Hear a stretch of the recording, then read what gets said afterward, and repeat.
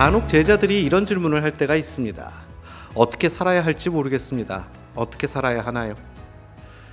미래가 불확실하고 불안한 학생들이라 어찌 보면 자연스러운 질문일 것 같은데, 머리가 희끗한 사회에서 연을 맺은 지인들도 이런 질문을 하더군요.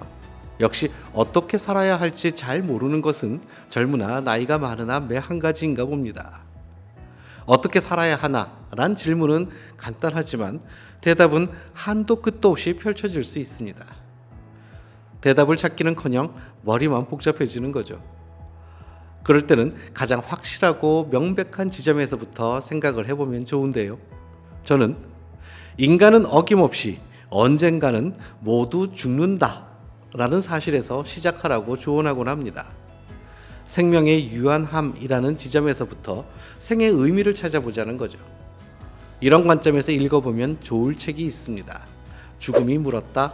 어떻게 살 거냐고입니다.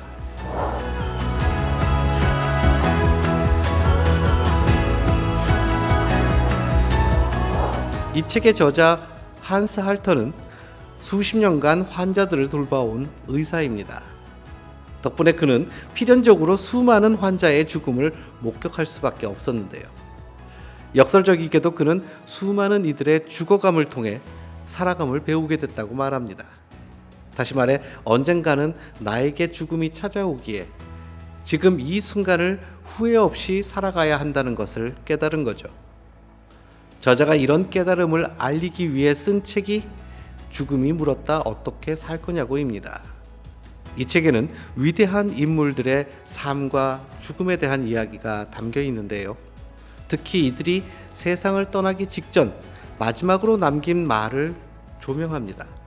한 인간이 마지막으로 남긴 단어들 속에는 그의 인생이 농축되어 있기 때문이죠.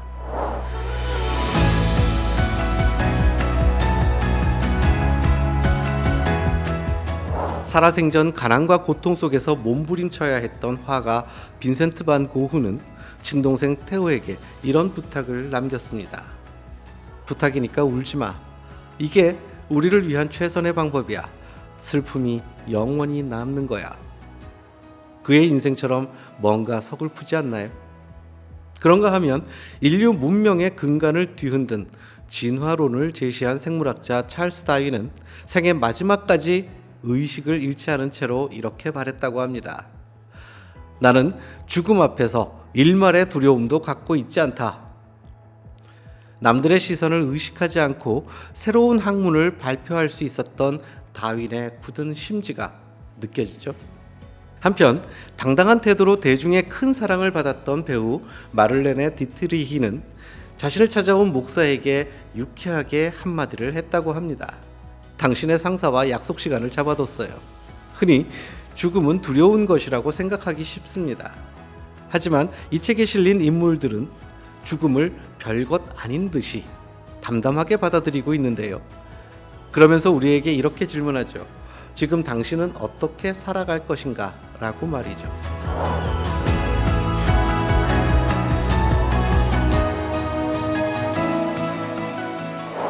여러분은 자코메티를 알고 계신가요?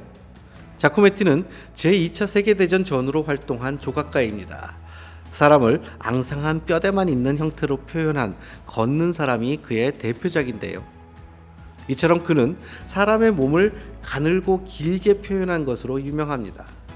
흥미롭게도 저자는 자코메티의 이런 예술 세계를 죽음과 연결해 설명합니다. 즉 앙상하고 뼈대만 남은 듯해 보이는 자코메티의 작품에는 메멘토 모리, 그러니까 즉 죽음을 기억하라 라는 삶의 철학이 들어있다는 것이죠. 저자는 왜 이렇게 생각했을까요? 자코메티는 한 네덜란드인과 여행하는 도중 그가 갑작스럽게 심장마비로 숨을 거두는 바람에 밤새 그 시체와 함께 있어야 했던 기억이 있다고 합니다. 친근했던 가족이라도 시체와 단둘이 있는 것은 끔찍하기만 한데 그것도 여행 중 낯선 곳에서 타인의 시신과 함께라니요. 생각만 해도 공포스러운데 예민한 감수성의 젊은 예술가에게는 어떻게 다가왔겠습니까? 저자는 이 경험이 자코메티가 일생에 걸쳐 죽음이라는 주제에 대해 생각하게 된 계기가 된 듯하다고 추측하죠.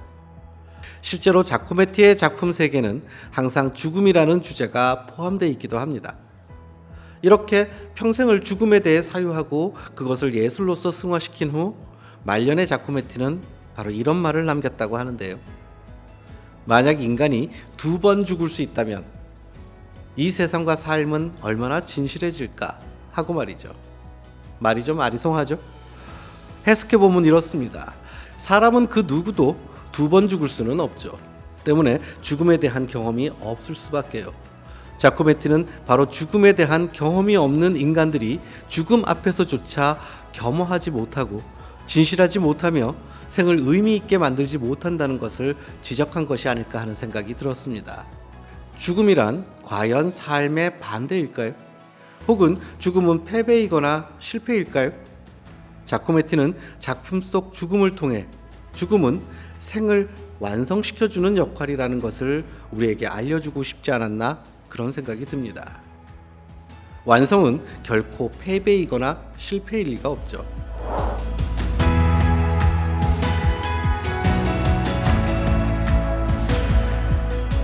아일랜드의 작가 오스카 와일드는 동화 행복한 왕자를 쓴 것으로 유명하죠. 그런 그의 유언은 동화만큼이나 아름다웠을까요? 그는 이렇게 말했다고 합니다. 지금까지 살아온 것처럼 내 처지를 넘어 분에 넘치게 죽음을 맞이하네. 이것은 대체 또 무슨 의미일까요? 그의 유언을 이해하려면 그의 평소 어록들과 함께 볼 필요가 있습니다. 오스카 와일드는 자신을 아주 특별한 존재라고 생각해 엄청난 자부심을 가지고 있었다고 합니다. 평범을 거부한 사내라고 할까요? 오스카 와일드는 평범하지 않은 탓에 독특한 어록을 많이 남겼습니다. 평범한 사람은 놀랍도록 관대한 사람들이다. 그들은 천재를 제외한 모든 것을 용서한다. 혹은 도덕심은 우리가 개인적으로 싫어하는 사람에게 보여주어야 할 태도일 뿐이다. 같은 것들 말이죠. 시니컬하면서도 인간사를 꿰뚫는 오스카 와일드의 날카로운 면모가 드러나죠. 그런 그가 삶에 대한 어록을 남긴 게 있는데요. 살아간다는 것이야말로 세상에서 가장 진귀한 일이다. 대부분의 사람들은 그저 존재한다. 그게 전부다. 자, 이런 어록들과 그의 유언을 겹쳐서 읽어보면 그의 세계관이 이렇게 드러납니다. 인간의 생에는 의미가 있어야 하고 그 의미를 만들기 위해 부단히 애써야 한다. 이것이 바로 어떻게 살아야 하는가에 대한 오스카 와일드의 대답이 아닐까 하는 생각이 듭니다.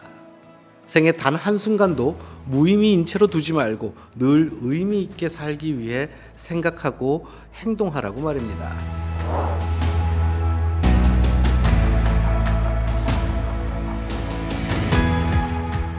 한 조사에 따르면 인간이 죽을 때 가장 후회하는 것으로 내가 원하는 삶을 살지 못한 것, 그리고 사랑하는 사람에게 표현하지 않은 것 등을 꼽는다고 합니다. 죽음에 관해 생각해보면 살아있는 존재로서 아직은 죽음까지 시간을 남겨두고 있는 지금의 우리가 할 일은 아주 명확해 보입니다. 어떻게 살아야 할지 모르겠다고요? 괜찮습니다. 누구나 그렇습니다. 그럴 때마다 언젠가는 반드시 다가올 우리의 죽음을 생각해 보세요. 그리고 후회하지 않을 삶의 방향을 생각해 보세요. 그리고 생각에 생각을 맡기고 따라가다 보면 어떻게 살아야 할지 길을 찾을 수 있을 겁니다.